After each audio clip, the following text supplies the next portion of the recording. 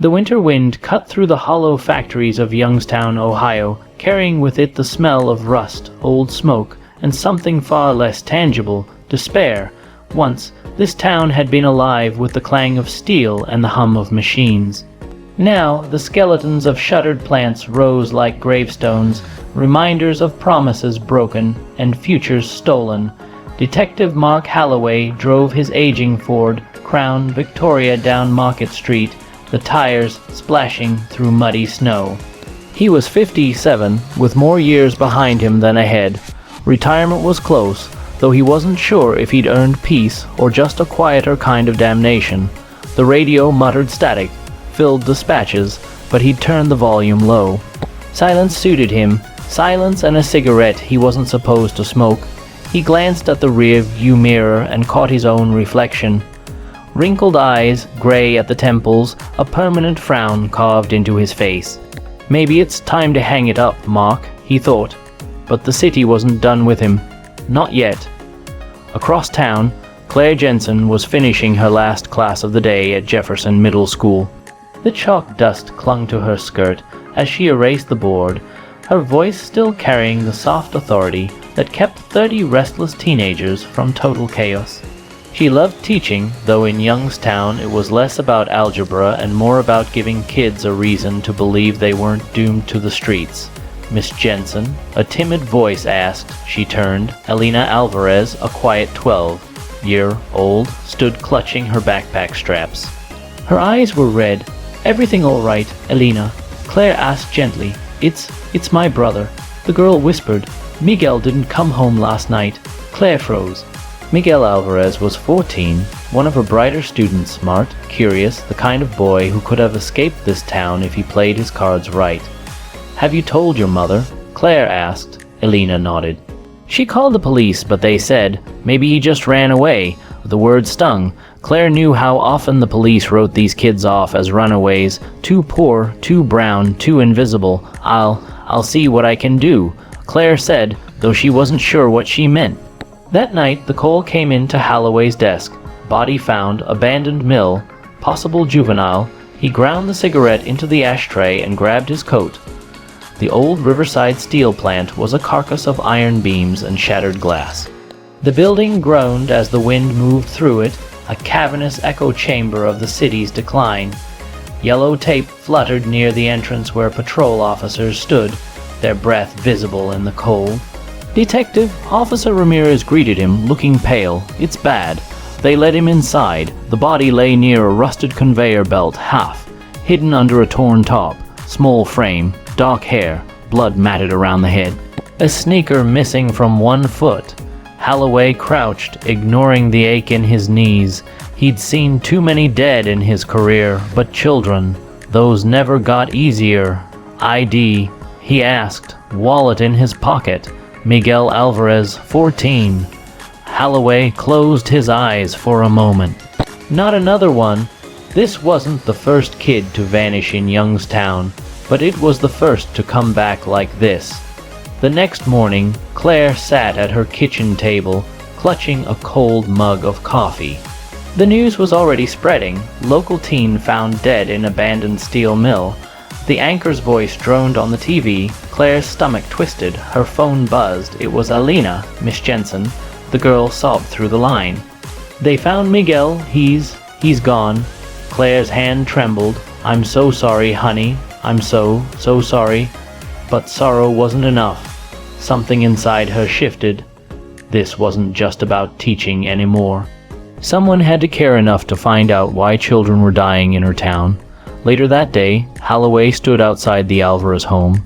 The small brick house sagged against the weight of years. Inside, wails and prayers filled the air. Miguel's mother clutched a rosary so tightly her knuckles were white. Elena sat beside her, eyes swollen. Claire was there too, having brought food and comfort. She looked up when Halloway entered, her expression fierce beneath the grief. "You're the detective?" she asked. "That's right, Detective Halloway. Then find out who did this. Don't you dare tell me he just ran with the wrong crowd. Miguel wasn't like that." Halloway met her eyes. For a moment he saw the fire there, the refusal to let this case be swept aside. It reminded him of himself, a long time ago, "I'll do what I can," he said quietly. "Not good enough," Claire shot back. "Do better." Holloway almost smiled. Almost that night, snow fell heavy across Youngstown, blanketing the city in white, though it couldn't hide the scars of rust and ruin. In the distance, the smokestacks loomed like silent sentinels. And somewhere in the shadows, someone was whispering plans for the next child to disappear. The Alvarez boys' funeral drew a crowd larger than the church could hold. Parents clutched their children tighter, afraid they might vanish next. The priest's voice echoed off the stained glass. Prayers for Miguel, prayers for a city that seemed to have lost its soul. Detective Mark Holloway stood at the back, his hat in his hands. He wasn't a church-going man, but cases like this always dragged him into the pews. He watched the mother sob, her body shaking with grief, while Elena sat stone, faced beside her, the weight of adulthood thrust upon her too soon. Beside the family was Claire Jensen, standing firm, almost defiant. Her eyes scanned the room as if she were memorizing every face, every detail. She caught Holloway's gaze for a moment, and though she said nothing, the message was clear. Don't let this disappear into the system. That night, another call came into the precinct. A 13-year-old girl, Shanice Taylor, hadn't come home from choir practice. Her mother was frantic, her voice cracking over the phone as she begged the dispatcher to do something. Holloway sat at his desk, the fluorescent lights humming overhead. His partner, Detective Russo, shrugged as he read the report.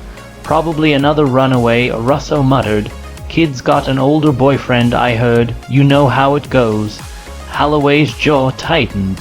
"That's exactly what they said about Miguel. Put it on my desk," he said. Russo smirked. "You're wasting your time, old man. These kids don't want saving." But Holloway knew better. Sometimes kids ran. But not like this. Not in clusters. Not with bodies turning up in abandoned mills. 2 days later, Shanice still hadn't been found. Her backpack was discovered in an alley behind a liquor store. Straps torn, contents scattered, a notebook, a cracked phone, and a pair of choir sheet pages stained with mud. Claire heard about Shanice through her students. Rumors spread like wildfire. Shanice was kidnapped by a gang, or maybe she ran to Cleveland, or maybe she was dead already. Claire couldn't take it anymore. After school, she marched straight into the NYPD substation where Holloway was working the Alvarez file. "You're not doing enough," she said, slamming a stack of notes onto his desk. Holloway raised an eyebrow. "And you are?" "These are my students. I know them. I know Shanice. She wouldn't just disappear without telling someone. I talked to her friends. She was scared. Said someone was following her last week." Holloway leaned back, studying her. "You're a teacher, not a cop. And you're a cop who looks like he's ready to retire and stop giving a damn." She shot back. He almost laughed at the nerve of her. Instead, he flipped through the notes. Names, places, little details only a teacher would notice. Hell, she'd done more work in a week than most of the precinct bothered with. "Fine," he said. "You stick close to me. You do exactly what I say. You don't, I walk away. Clear, crystal," Claire said. Meanwhile, in the dark veins of the city, Tyrell Reeves of Washington sat in a dim bar, nursing a beer. The jukebox hummed old Motown, drowning out the whispers at nearby tables. Reeves had once run with the Iron Dogs, a gang that controlled the streets back in the 90s. Drugs, guns, girls, you named it, he touched it. But prison had carved out a piece of him, left him hollow and hungry for redemption. Now he worked odd jobs, kept his head down, but when word spread about missing kids, he listened. He'd seen that game before. Vulnerable kids made easy currency in the underworld. A man slid into the booth across from him, skinny, jittery, eyes darting. "Reeves," the man whispered. "They say the dogs are back in business, but it ain't just them. Someone higher-up's paying for kids, real young ones." Reeves's stomach knotted. Kids, always kids. He slammed the beer down, anger flaring in his chest. He thought he left this life behind, but the ghosts weren't done with him either. A few nights later, the city's mayor, Douglas Kearns, stood under a spotlight in the town hall, giving a speech about community renewal. He smiled for the cameras, shook hands with donors, promised new jobs that never came. In the crowd, Holloway and Claire watched. "Why are we here?" Claire whispered, "Because every time something ugly happens in this town, that man's fingerprints are somewhere nearby." Holloway muttered. Kearns's grin was polished, perfect, but Holloway noticed who stood at the edges of the room. Men in expensive suits, watching like hawks. Not locals, not teachers or factory workers, outsiders with money. And money always wanted something. That same night, another child went missing. 10-year-old Luis Martinez, last seen walking home from a corner store. His bicycle was found lying on the curb, the front wheel still spinning when his mother rushed outside calling his name. By morning, the fear had become something darker, panic.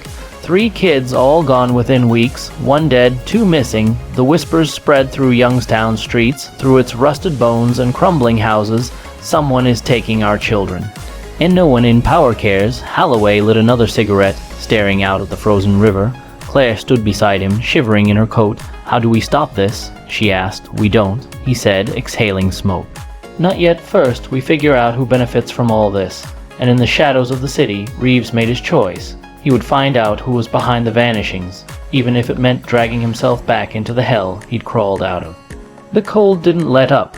By February, Youngstown felt more like a graveyard than a city. Snow clung to the abandoned smokestacks, and the river carried chunks of ice like drifting tombstones. The disappearances weighed heavy on the streets. Parents walked their children to school, never letting them out of sight. Detective Mark Holloway sat in his cluttered office, stacks of reports piled like miniature skyscrapers. Claire Jensen was there too, sitting on a chair far too stiff for comfort. She'd stopped pretending she was just helping. By now, she was part of the investigation, whether the department liked it or not. Holloway rubbed his temples. "We've got Miguel dead, Shanice missing, and Lewis gone with his damn bike still spinning. That's not coincidence." Claire leaned forward. "The kids all lived within 5 blocks of each other. That's not random. Somebody's targeting this neighborhood." "Yeah," Holloway muttered, "but why?" Meanwhile, Reeves walked the back alleys of the east side. His old neighborhood. The houses leaned inward like drunks, graffiti scrawled over boarded windows. He pulled his hood tighter. Some faces recognized him. Some nodded with respect, others with suspicion. At the corner of a rundown liquor store, he met Dante Lopez, a jittery kid barely 20. Dante used to run errands for the Iron Dogs. Now he pushed pills to anyone who could pay. "Reeves," Dante said nervously. "Didn't think I'd see you again. You heard the talk," Reeves said. His voice was calm, low. "Kids going missing. What do you know?" Dante swallowed hard. "Ain't my business, man." Reeves stepped closer. "I'm making it your business." Dante glanced around, then leaned in. "It ain't just the dogs. Word is, somebody's paying good money for fresh faces. Not for drugs, not for work, for something else." Reeves's stomach churned. He'd heard whispers like this before, back in the day. Trafficking, flesh markets, kids sold like property. He wanted to believe his city wasn't rotten enough for that. But deep down, he knew better. That night, Holloway and Claire drove out to the McKinley truck yard, following a tip about suspicious activity. The place was a graveyard of 18-wheelers, rusted hulks stacked like forgotten toys. Snow covered the ground except where tire tracks carved fresh paths. "Stay behind me," Holloway said, his hand brushing the butt of his revolver. Claire ignored the order, flashlight in hand. Inside one of the warehouses, the stench hit them first. Ale beer, oil, and something metallic. They found mattresses on the floor, cigarette butts, and fast food wrappers, a hangout, but then Claire's light landed on something else. A small pink backpack. "Shanice," she whispered, her throat tight. Holloway knelt, checking the bag. Inside were notebooks, choir sheets, and a hairbrush. No Shanice. Before they could process it, voices echoed outside. Male voices. Heavy footsteps on gravel. Holloway motioned for silence. He drew his gun. Through the slats in the wall, they saw 3 men in heavy coats, hauling crates out of a van. One of them had the snarling dog tattoo of the old Iron Dogs gang inked across his neck. "Shit," Holloway muttered. "Dogs are back." The next day, Reeves sat across from Holloway at a dingy diner. Coffee steamed between them. "I saw the dogs working the truck yard." Reeves said, "They're moving product again, but this ain't just drugs. They're hiding something bigger." "You expect me to believe you suddenly care?" Holloway asked. Reeves met his eyes. "I did my dirt, detective. Spent 10 years in a cage thinking about it. But kids, nah, I never touched that. Never will." Claire, sitting beside Holloway, studied Reeves. "If you want redemption, help us. Tell us who's pulling the strings." Reeves hesitated, then said, "Vincent DeLuca." The name landed like a hammer. DeLuca wasn't some street hustler. He was a businessman. Owned warehouses, trucking companies, even a sports bar downtown. To the public, he was a philanthropist. To those who knew better, he was the man who kept the dogs on a leash. Holloway cursed under his breath. DeLuca's untouchable. The mayor protects him. Then maybe, Claire said softly, the mayor's in on it too. That evening, Claire couldn't sleep. She sat grading papers at her kitchen table, but her mind kept circling back to the missing kids. Miguel, Shanice, Louis, their faces haunted her. A knock rattled the door. Her heart leapt. She grabbed a kitchen knife before opening it a crack. Reeves stood there, snow dusting his shoulders. "What are you doing here?" she asked. "Thought you should know," he said, his voice rough. "Word is, Shanice is still alive. They're moving her tonight." Claire's blood ran cold. "Where?" "Old furnace building on River Road." She didn't hesitate. She grabbed her coat, her phone, called Holloway. Within minutes, they were racing through the frozen streets. The River Road furnace was another relic of the city's steel heyday, now a hollow shell of brick and iron. Inside, shadows shifted, flashlights cut through the dark. Holloway raised his gun, Reeves a crowbar in his hand. Claire stayed behind them, her breath shallow. Then they heard it, a girl's muffled scream. "Shanice!" Claire gasped. They rushed forward, but before they reached the sound, figures emerged from the dark. 2 men, armed with bats, blocking the path. Another stepped out behind them, a knife gleaming. The dogs had been waiting. The fight inside the River Road furnace was brutal. Holloway's revolver barked once, echoing off the iron walls, sending the iron dogs scattering. Reeves swung the crowbar like a man who had nothing left to lose, breaking bone with every strike. Claire ducked behind a rusted boiler, heart hammering as shadows lunged in the dim light. When it was over, 2 gangsters lay unconscious on the floor, one with a bullet wound in his shoulder, the other moaning from a shattered arm. The rest fled into the night. They found Shanice Taylor bound in a corner, duct tape over her mouth, eyes wide with terror. Claire tore the tape off and pulled her close. "You're safe now," she whispered. "You're safe," but Holloway knew better. This wasn't over, not by a long shot. The next morning, Shanice's rescue was all over the local news. "Hero detective saves missing teen." The headlines screamed, though Holloway hadn't said a word to reporters. The department took credit, the mayor praised the swift action of law enforcement, and the city breathed a little easier. But in the quiet of the precinct, Holloway stared at the case files. Shanice was lucky. How many more weren't? Claire stormed into his office, slamming the newspaper on his desk. "They're turning this into a victory lap. Kids are still missing." "I know," Holloway said. "No, you don't. I heard Shanice last night when she thought she was still alone. She said the men weren't acting on their own. Someone was giving orders. She heard them say the name DeLuca." Holloway leaned back, jaw tight. "Vincent DeLuca." Reeves walked in then, bruises fresh on his cheek. "Told you, DeLuca's the puppet master, and if he's in it, the mayor's got his hand in the jar too." That night, Reeves wandered into the back room of a club DeLuca owned. The music thumped upstairs, but here the air was thick with cigar smoke and whispered deals. DeLuca himself sat at the head of a table, gold rings flashing, a glass of bourbon in hand. He was in his 50s, slick gray hair, a smile that never touched his eyes. "Tyrell Reeves," DeLuca said, voice smooth as silk. "I thought you were done playing the hero. I just came for answers. Reeves said. DeLuca chuckled. Answers don't come free. You of all people should know that. Reeves clenched his fist. Why kids, Vince? You've got money, power, why stoop to this?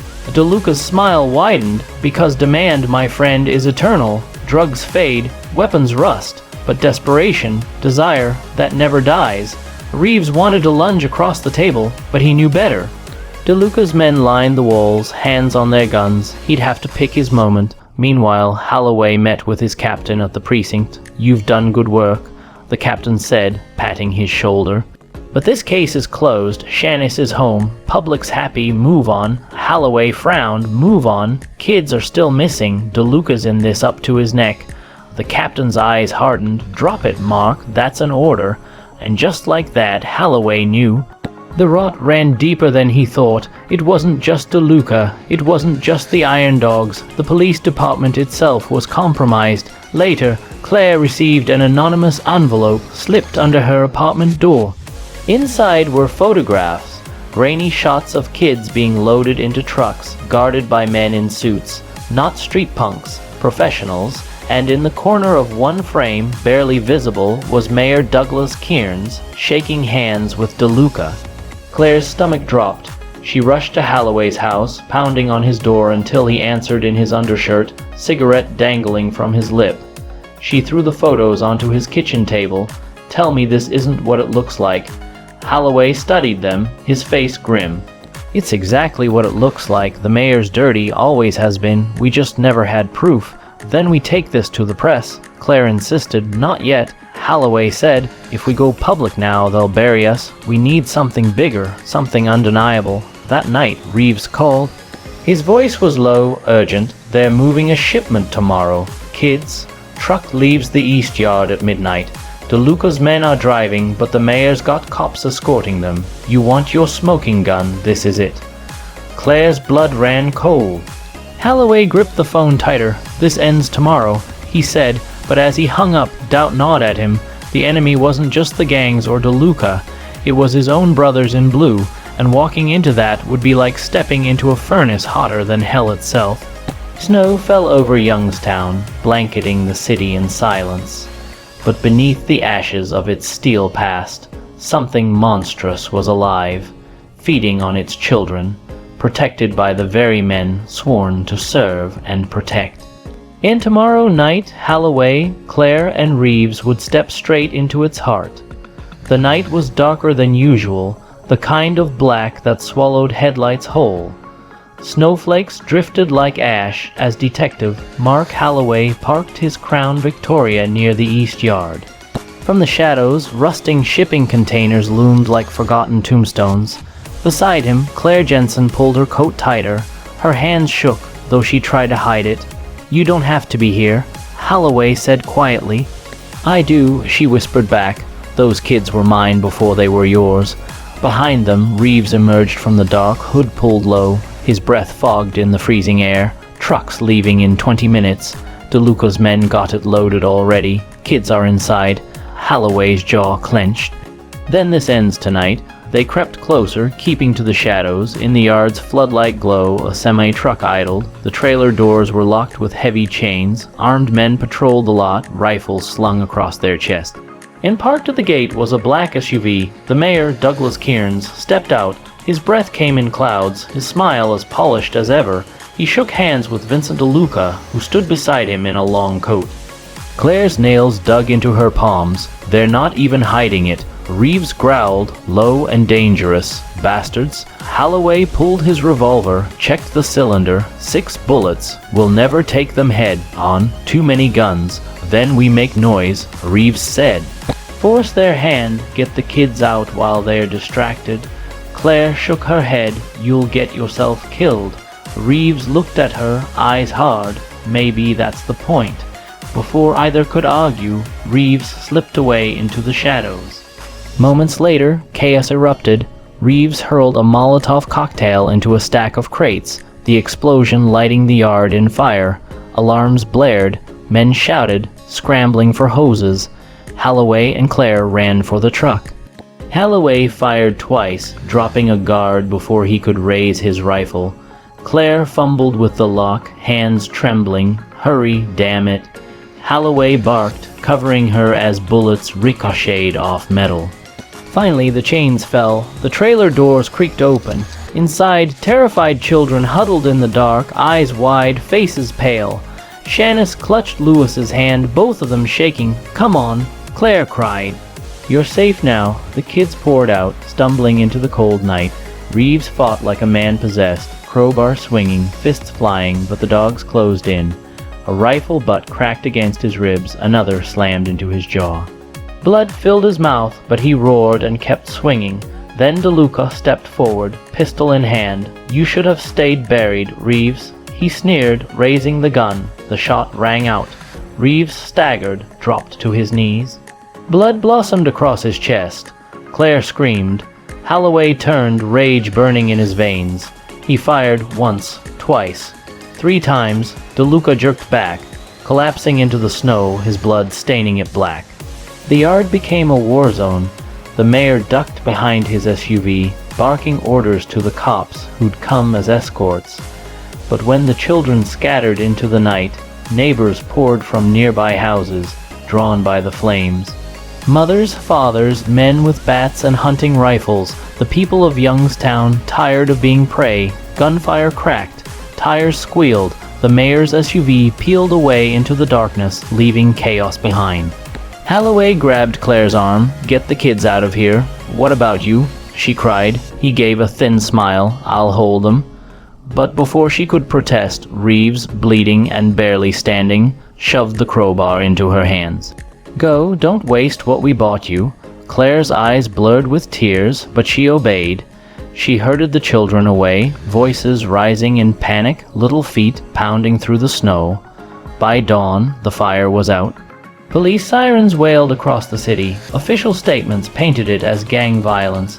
The truth buried under bureaucracy, DeLuca was dead.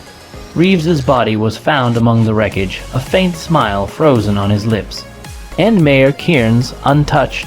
He stood before cameras the next day, blaming criminal elements for the tragedy, promising more police funding, never once mentioning the children who almost vanished forever. Weeks later, Holloway packed up his desk, retirement papers signed, badge surrendered. The city hadn't changed, not really. The machine kept turning, powered by blood and silence. Claire visited him before he left. She carried a stack of her students' essays, tied in a ribbon. They're writing about hope. She said softly, "After everything, they still believe in it." Holloway stared out the window at the skyline of rusted steel and empty smokestacks. "Then maybe there's a chance." He lit one last cigarette, the smoke curling like whispers in the cold air. Epilogue Youngstown remained scarred, empty factories, broken streets, a city that devoured its own. But in one classroom, children laughed again. They told stories of the night they were saved, of the teacher who fought for them, of the detective who wouldn't quit, and the man who gave his life to protect them. And sometimes, late at night, when the wind whistled through the hollow mills, it sounded like Reeves's voice, rough, defiant, unbroken, a whisper in the Rust Belt. Please like and subscribe. Thanks for watching.